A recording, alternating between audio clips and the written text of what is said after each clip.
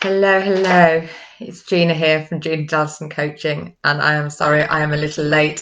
I was having technical problems. Of course, things can't go to plan, can they? So, sorry, just give me 1 minute while I can check that I'm on.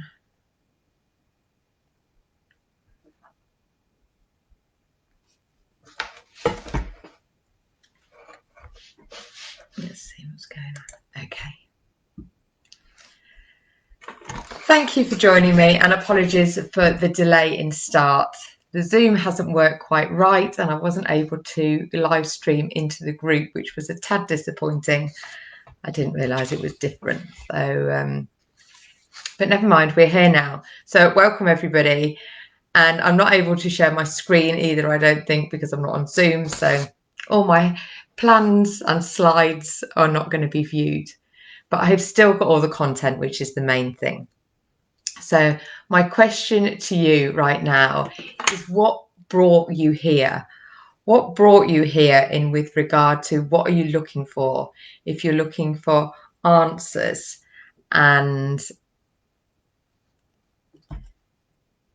if you're looking for answers, if you're confused, like I am a little bit at the moment because everything's looking different to what I know. If you're anxious, if you're in stress and fear around decisions and why making them can feel so overwhelming sometimes. I'm just going to go into the group to see if anybody's commenting. So if anybody's here, please comment and let me know. Although, to be fair, I'm not sure whether I'll actually see your comments on this. So try and comment me and see if I am available, and we'll see what pops up. So let's take a breath and breathe, because quite often when things don't go exactly to plan, just like my little session here, we get all pet up and we get anxious and we go scatting all over the place and our brains don't work properly. And that's the same if we're making any sort of decisions as well. Sometimes the decisions come out of nowhere and we're a bit startled, like rabbits in the headlights, don't know what to see. And I just demonstrated that beautifully well just when things don't quite go to plan.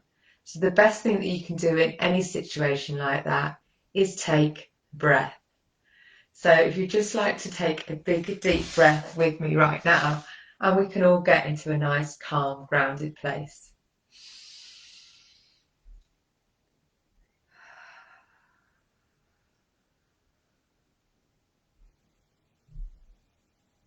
And it's amazing how one breath can really make a difference. So if you don't know me, I'm presuming that everybody in the group knows who I am. So my name is Gina Dallison. I am a life coach and I'm also living with MS. And decisions have been a big part of, well, they're a big part of everyone's life, to be honest with you. But I've made some large decisions and I've second guessed myself and doubted on them. So I'm going to tell you some of what my experience is and what I've learned. So we're going to go through three things tonight. So is it three things? No, four things. So the first one is why you can get overwhelmed with decisions. The second thing is how we can alleviate stress around decision making. The third thing is how to make good decisions. And then the fourth thing, even if I can count, what if I make the wrong decision? What then? Well, hopefully I'll give you some answers. If you're watching this live, please comment live in the comments. And if you're watching this on replay later on, put a hashtag replay so I know who's who and who's watched it when. That would be really good. But in the meantime, let's dip in. So why is it we get overwhelmed with decisions? Well, according to research, the average adult has to make over 35,000 decisions in every day. Now, I don't know quite where they got that research from, and I don't know who counted the amount of decisions that they had to do. But if you think of every minute little thing that you do throughout the day. Everything is a decision. Right from, should you actually get out of bed in the morning? Are you going to snooze the alarm? Do you want tea before breakfast? Do you want breakfast before tea? Does the dog need taking for a walk? Can you be bothered to do any of it? What are you going to wear? What are you going to eat? There's loads and loads of things that we decide on a daily basis. And there is this thing called decision fatigue. So I don't know if you've come across the idea of decision fatigue, but basically if we make too many decisions, then it'll get to a point when we're just not in a fit state to make any more decisions. So if you've wasted up all your decision-making space with little decisions like what you're going to wear and what route you're going to go to school or work, or what you're going to eat, and all these type of things, then when it comes to bigger decisions, you'll have run out of energy. We all have a finite amount of energy inside of us to make conscious decisions. So for example, have you ever wondered why it is that you may start off in the morning, yay, I'm going to have a really healthy day, I'm going to be really good and eat really good food, and you've eating your apple and it's all really tasty, and then by middle of the afternoon you slump back and you're reaching for the packet of biscuits, asking yourself again, why do I do this to myself all the time? Or maybe you said you were going to go to the gym and then you can't be bothered. Or you decide you want to go to bed at a more reasonable time and then just end up watching another episode of whatever Netflix that you're watching. It's just fallen off the wall. All of these are down to decision fatigue. Because our conscious brain has only got so much decision-making capacity before it just gets tired and runs out. But unlike when we feel physical fatigue, we don't necessarily know that we're mentally fatigued, but we are. We've run out of willpower. We've run out that ability to make decent, oh, thank you, Emma, for saying hi, for making decent decisions. So when we run out of decision-making space, our subconscious comes in and makes the decisions for us. Now, if you know anything about the subconscious works on programs, and whatever programs are in your subconscious is what it's going to run on. So for example, if you've got a program in there saying that cake is nice, cake makes you feel better, cake is an enjoyable thing to eat with colleagues. If somebody offers you cake, it is rude to say no. All these are programs that are running potentially in our subconscious, and we don't even know about them. They've just been there over years of different experiences. So if we want to change our subconscious programming and get our subconscious to be working with us, then we're going to have to do a bit of work in the consciousness. And the way that we can do this, so this brings us on to this, so that's why we get overwhelmed with decisions, because there are so many in a day that we make without even thinking about it. And if we want to make more and more conscious decisions, we've got to leave space for that. So how we can do that? Well, the best way of doing that is learning about yourself. There's three things that three sort of stages. Learn more about yourself and how your energy works. 2, make a plan. And 3, create an environment for success. Okay, so knowing yourself. When we talk about knowing yourself, know about your energies. Are you better in the morning? Are you better at night? Do you need a constant fuel up of food throughout the day? Or are you better once you've been fasting? This is about knowing yourself on a more conscious level. And this takes practice and it takes dedication as well. I don't want to miss out on anything, so I'm just going to put my ruler under the thing.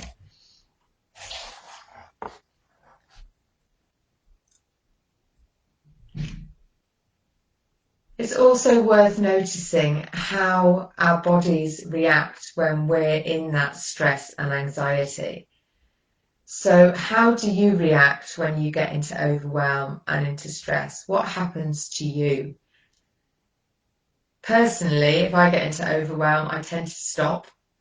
I don't do anything. Everything gets too much. I want to dip out of life a little bit. I want to reach for a glass of wine, not that I'm drinking at the moment, but reach for a smoke maybe, reach for just watching some telly, or even doing something a bit more healthy, which is go for a walk, but get out of the situation, because overwhelm is just not a good place to be.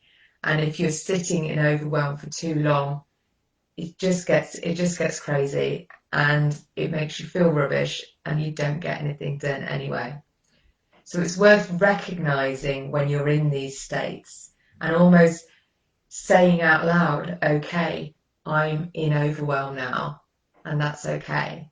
Set yourself a timer, sit in like a stressed place for like 5 or 10 minutes, and then decide that's it.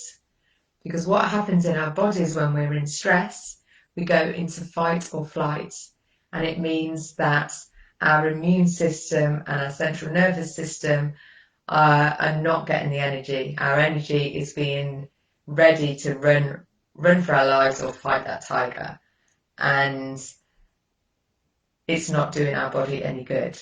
So the breathing exercise that I did at the beginning, just a big deep breath in, hold it for a second or two, and then as slowly as you can, releasing it. Just in one breath, you can just calm your whole body.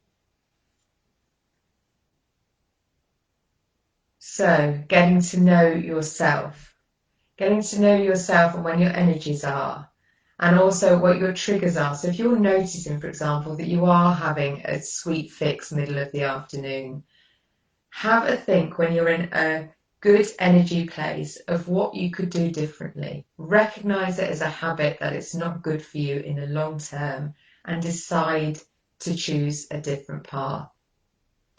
And you can do this by making a plan. If any of you did my Developing Healthy Habits course, this links into this as well. So if we can create habits, then habits run on the subconscious. So we're just doing them without having to make any decisions. Therefore, we are not using our decision-making space up in the little things. So for example, if you decide at the beginning of the week you're going to plan your meals and snacks for the whole week, you take a couple of hours out to do that, plan in when you're going to go to the shop, and do that in a very strategic way as well, i.e. not when you're hungry. Because the worst thing is not to plan and then leave things to the last minute. It gets to 5 o'clock on whatever day it is, and you realise that you haven't got anything in for tea, you're hungry, the kids want fed, you end up going to the chippy, or you end up just buying something that's not up to scratch. So if you create a plan, then the decisions have already been taken out of your hands at the beginning of the week. Every day you know what you're going to eat. Every day it's there. You've created prepping time. So you've prepped the vegetables and the dinners. Maybe you've done a bit of batch cooking, so you've got things in the fridge just ready to ping or to heat up. But this will make your success in the long run, because then as well, when you do have decisions to make later on in the day, you haven't used all that decision-making space on deciding what you want to eat. Another key thing is deciding what you're going to wear. Apparently the key CEOs like Steve Jobs and people like that just have the same outfit every single day, a different colour, or the same colour shirt in every single day. So they actually don't have to think about what they're going to wear. They just wear the same thing. They get an outfit that suits them and they just buy more of them.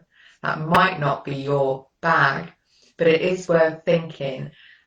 If you spend a lot of time deliberating on what you should wear and what you shouldn't wear, is actually going through your wardrobe maybe with somebody, a trusted person who will tell you the truth, and go through and pick out some decent outfits that you can then use on a daily or weekly basis. Again, the idea of this is to take some of those daily decisions off your plate.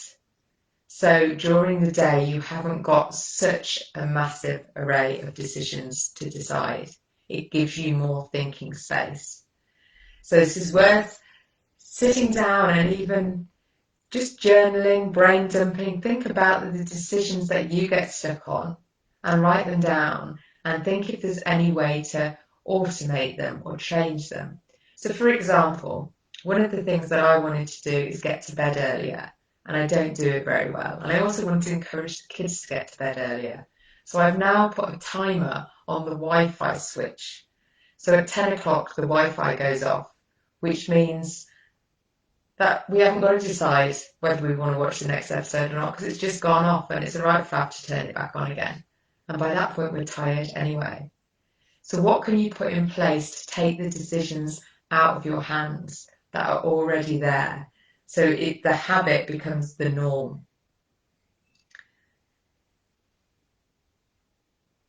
The third part of it, so we have getting to know yourself better, creating a plan, developing an environment, so making an environment for success. So the obvious things would be don't buy the sweet fixes. So you come back from work or you're having a slump in the afternoon and you reach for the biscuit tin. Don't buy the biscuits. Choose something else as well. Choose something else instead. Buy some fruit or buy some healthy snacks. Chop them up at the beginning of the day when your energy is high. Put them in the fridge so they all look nice and easy to eat. And then when you've got that slump in the afternoon, you know you've got the fruit already prepared in the fridge. That way you're more likely to eat it because it's already prepped and it looks nice. Also, if you're a bit like me and you don't like to throw away stuff, it's better to eat that than to throw away. And you're less likely to eat a sugary biscuit because once you get the fruity taste in your mouth, it just you don't really fancy a biscuit afterwards. So there's a couple of little tricks that you can do there to actually alleviate that decision fatigue. So that's decision fatigue. What about how to make a good decision? Well, making a good decision, as Einstein said, we cannot solve our problems with the same thinking that we used to create them. And what he means by this is if we have a problem that we're trying to solve, if we stay in that space of I've got this problem, then that's what's whirring around in your head. That's what you're spewing out. That's what you're looking for is more and more problems. In order to get into a space where you're able to see a solution rather than the problem, then what you need to do is get into a good headspace. Again, that breathing exercise that I showed you at the beginning is a very quick fire way to do that, just to calmly write down. And you can do that for longer. Have about 5 minutes worth of just deep breathing. And then focus on what you want. When we have a problem, we tend to get sucked into the problem. We tell people about the problem. We talk about it. We agonize over it. We stress about it. But actually, if we shift our focus and think, well, what do I want out of this? And even if you just decide what you want with regards to how you want to feel, if you shift your words from confusion, worry, stress, anxious, to what do you want? I want clarity. I want freedom. I want health. I want agility. I want joy. I want happiness. And even just saying those words shifts your vibration and makes you feel better. So you want to be making decisions from a place where you feel good. Because if you're not feeling good, you are not in a good place to make a decision.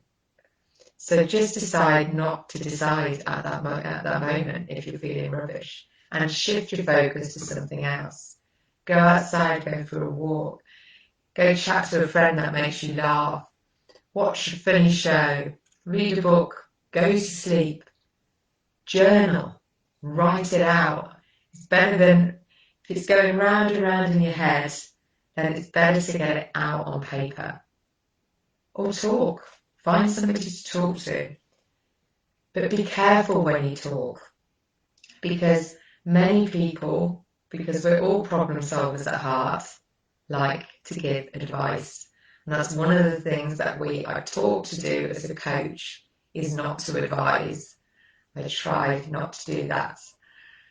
So the idea when you're coaching is that if you've got a problem, then you've also got the solution. We've always got the solution inside of us. And we just can't find it when we're hooked up in our problem. So if you're able to talk to somebody that's not necessarily going to give you advice, and sometimes advice is good to take, but not always. So think very carefully about who you're going to take advice of. Who knows you better? Who knows what's going through, who else can live your life? Who knows what it's like in your shoes? We do have people close to us that do know us very well, and they can often give good advice, but not always. So it is worth getting to know yourself better. And there's a number of ways that you can do that. Get clear on your values. If you've not done a values exercise before, it is definitely worthwhile. Knowing your values makes making decisions so much easier. You know straight away if one of your values has been violated, or if you've got a decision to make, which value it works towards and which ones it works against. And if you've not done any values exercises, you can look up stuff on the internet, you can come and book in a session with me and I can do a specific values exercise to get clear on what your values are, because it makes such a cracking difference when you're making decisions and deciding which path you want to take.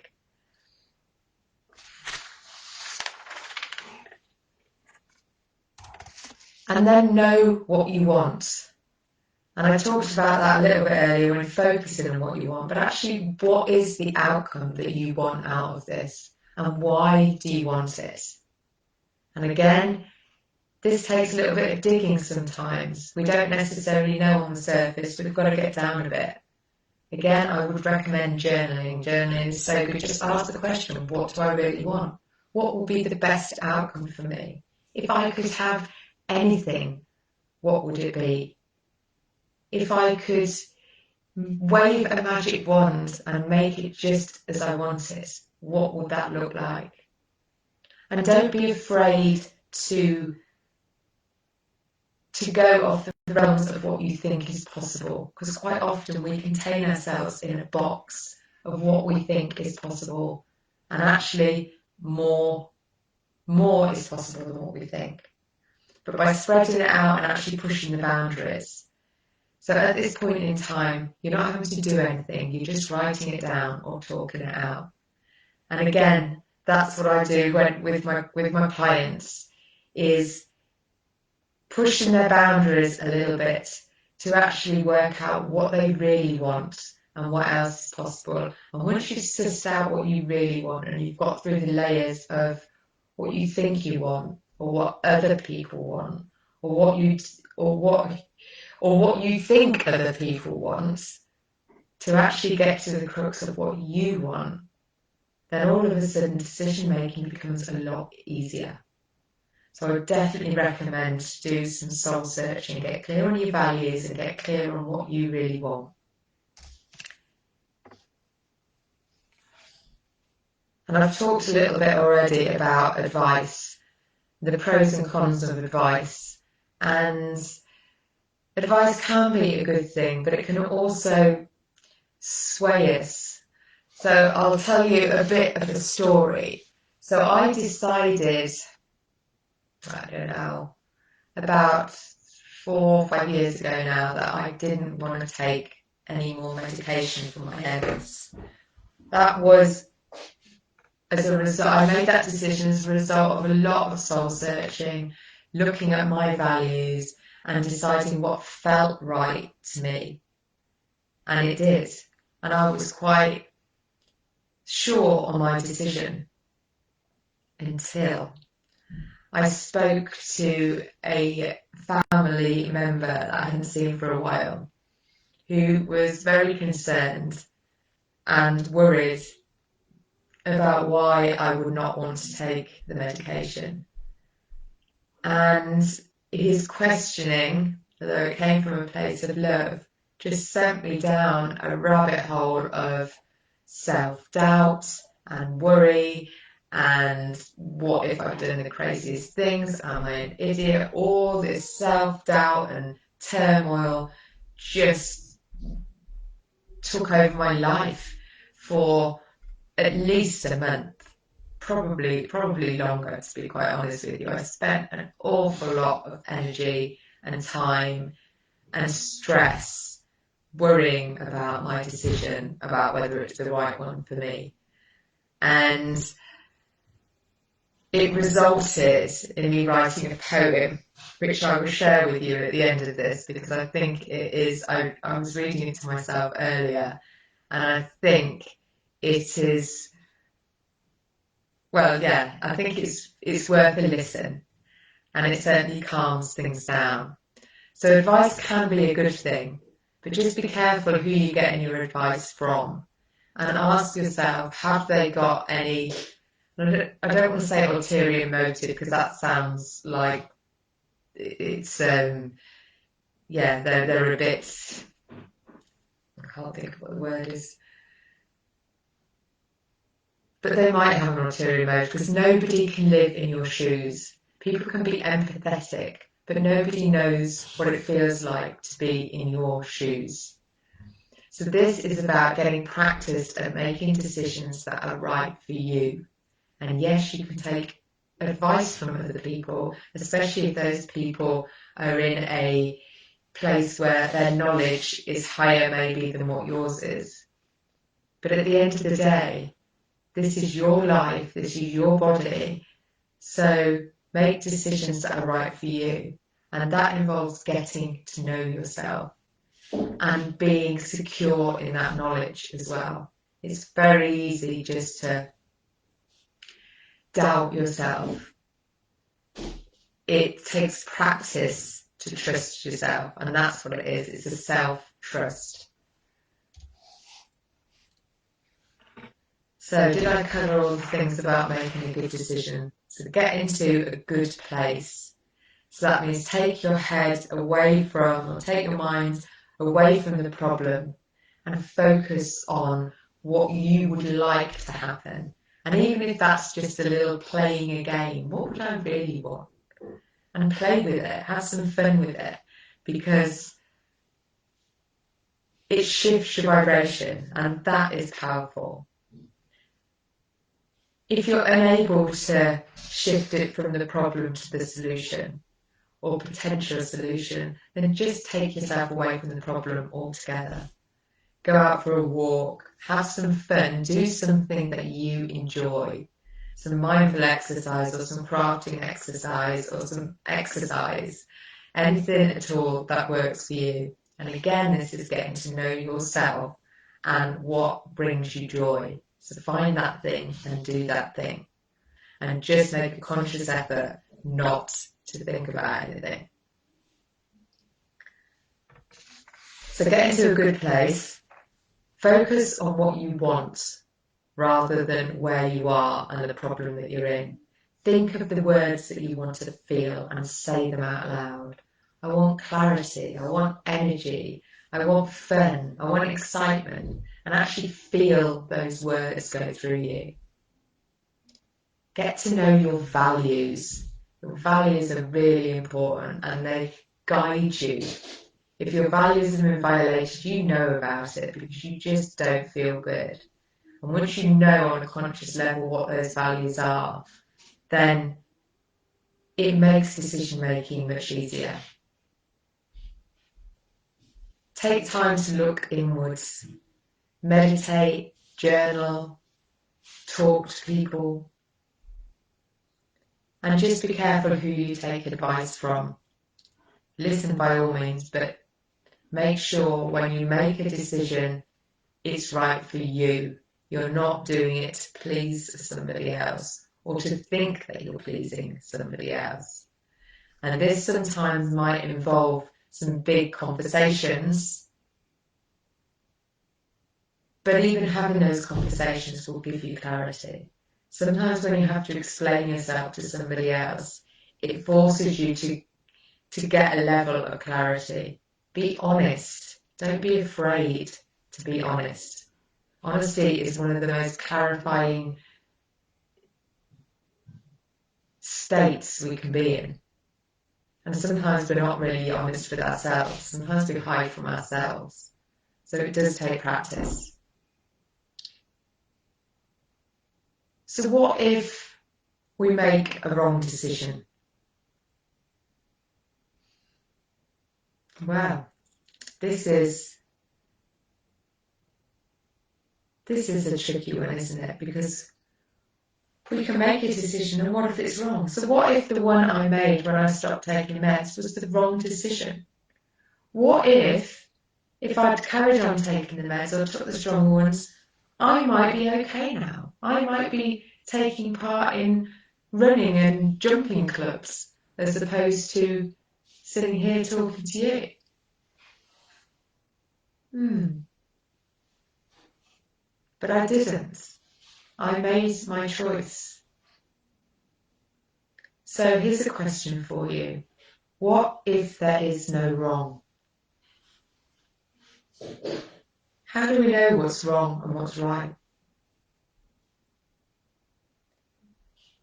And sometimes what feels wrong immediately, in the long run, you look back and realise it was right. So I now live my life with the thought process that there is no wrong. I can't get it wrong. And this is a quote from Abraham Hicks, and if anybody come across the teachings of Abraham, they're a spiritual guidance, a spiritual teacher, and I found them life-changing. And that's one of the things they teach, is that you can't get it wrong. Whatever you decide in that moment, and in that moment, that's the right decision. And just trust that it is. And if it feels wrong somewhere down the line, then just readjust of what you're looking at and what you're taking from it. You know, if you're in this group, you've probably got an autoimmune disease or other chronic illness, in which case we have challenges. Life is a challenge, but we are also navigating our way through it. We do make decisions on a daily basis. So if you tell yourself that you're no good at making decisions, guess what? You're no good at making decisions. But if you can reframe that, you don't necessarily if you shift that across from an automatic negative thought to a positive, empowering thought, you can't necessarily just flip it from, yeah, I'm great at making decisions, and believe it. You want to find an affirmation that you believe. So if you're telling yourself you're not very good at making decisions, then that is going to be a self-fueling prophecy. So as you hear yourself say it or recognize yourself thinking it, then you want to come in with something like, I am learning more about myself, and I am able to make better decisions. Or find a sentence that works for you. So you're basically starting to tell yourself a different truth. Yes, you may have made some decisions that you regretted afterwards, but even those you can shift. So if you've made a decision that you've regretted, just shift it. You've made it. What is that decision, and what has the path following that decision given to you, rather than what it's taken away? There will always be something. You learn from everything. The more challenging the experience, the deeper the lesson that we learn, and the more we are able to grow. So, what if you make a wrong decision? I'm suggesting that you can't make a wrong decision. You can't get it wrong. You just need to have confidence in what you've done and your ability to work through anything. It pushes up your resilience and makes you feel stronger. Anyone who's watching this recording or watching this live now, you have gone through some life stuff. You are going through some life stuff, and you're still here. You're still showing up. You're learning. You're growing. That's what we can all do. And if we can get better at making decisions so that we feel more confident in making them, then we're not going to second guess ourselves. Just decide to stop. And that's what I ended up doing when I was in that swirly hole of, oh my God, what have I done? Am I stupid? What should I do? Should I go back on the meds? Shouldn't I go back on the meds? It was just a crazy place to be. And I knew I didn't want to go onto meds. And I'm happy now with that decision. And I will live by whatever the outcome is. And I will tell myself that. And sometimes we have to talk to ourselves in a little bit of an assertive tone. So it brings us to the end of this workshop. My apologies again for no fancy slides and not being able to do things correctly, but I hope you have got out of it what you needed. So I'm just going to have a quick review over the session. So why we get overwhelmed with decisions. Decision fatigue. Because we make thousands upon thousands of decisions every day, and sometimes our brain just gets too much. Our conscious brain doesn't have enough space, so our subconscious runs the show. And if our subconscious programming is out of date, we need to update it. Also, by knowing about decision fatigue, we can plan and create an environment to take some of those decisions out of our daily life and to make us have more headspace for the decisions that we really want to make.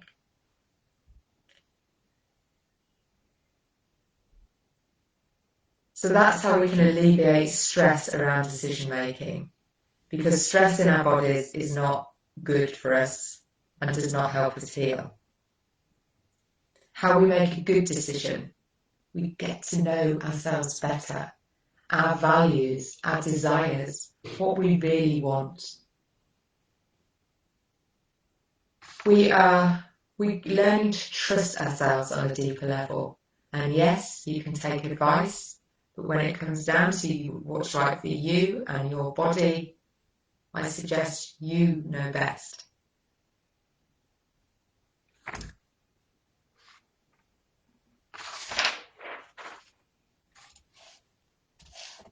Take time to look inwards, meditate, journal on it, talk about it. And what if you make the wrong decision? There is no wrong. There is no wrong.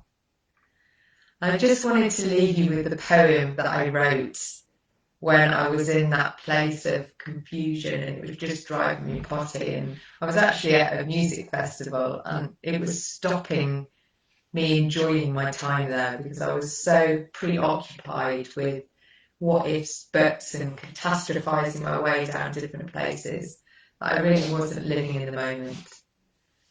So I entered a poetry slam competition and this was what came out. So I hope you find this helpful. It's called Life's Crossroads. Life is filled with decisions, each and every day. Which way to go? What to do? Should I go or should I stay? How I make my choices to you I will now relate, because every choice we make in life could well seal our fate. Friends share their opinions, explain their points of view, and people are very happy to tell you what they think you should do. I could turn to Google and research all the data and fill my head with a billion things that I'll have to process later. All this information, it's a bit like gathering rocks. And when I try to move things forward, I find my way is blocked. So I sit at the crossroads in much deliberation. My head is in a spin, crowned procrastination. But these decisions, they are serious. They affect all walks of life. And if taken too lightly, they might lead to lots of strife. Surely it's worth considering. But considering at length, because if I take too long about it, it saps up all my strength. Maybe I could go this way, or maybe I could go that. Let me consider it further, and I'll just stay here, sat. But if I go this way, sure it could be wrong, and perils lay in that direction, and it could take too long. So I sit here at the crossroads, considering my choices, cogitating data and other people's voices.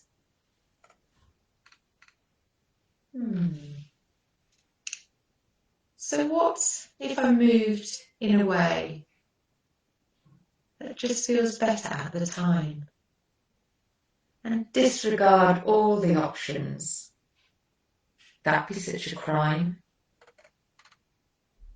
What if there is no wrong?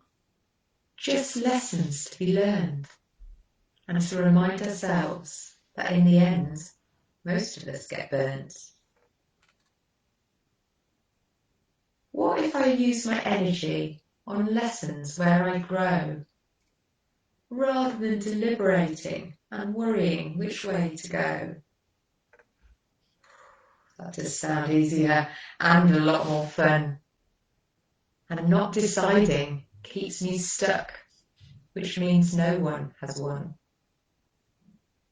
So next time, at life's crossroads, I'm going to try another way. Right or wrong, it's just perception. There is no price to pay. I'll surrender myself to freedom and let my thoughts and body flow, and trust the path I tread today is the way to go.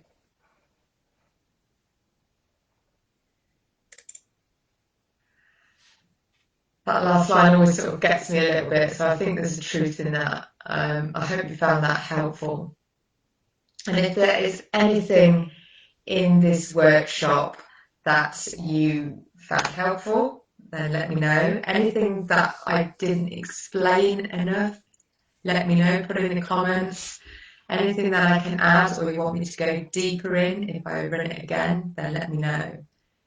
And if there's any of the things that I've gone through that you would like some help with, you would like a space to talk through your values and what you want and all that stuff, come and have a conversation with me.